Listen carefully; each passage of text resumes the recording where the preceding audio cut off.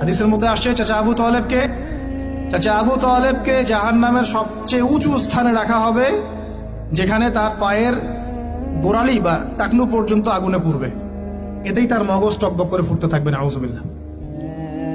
নবী সাল্লাল্লাহু আলাইহি ওয়াসাল্লাম বলেছেন, আমি যদি না থাকতাম তাহলে আমার চাচাকে আরো নিচে রাখা হতো। এত কিছু করার পরেও ইসলাম কবুল না করার কারণে এই অবস্থা হলো।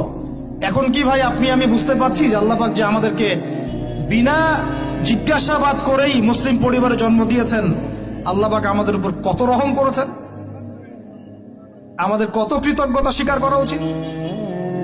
বিশ্বাস করেন, আমাদের যে সকালবেলা টয়লেট হয় না, ওয়াশরুমে যান টয়লেট করেন, আলী ইবনে আবি তালেব রাদিয়াল্লাহু আনহু এরকম বাথরুম থেকে বের হয়ে পেটে হাত দিয়ে বলতেন, মানুষ যদি জানতো এই যে শুধু ক্লিয়ার করে টয়লেট হওয়াটা কত বড় নেয়ামত আল্লাহ পাকের, তাহলেও সারা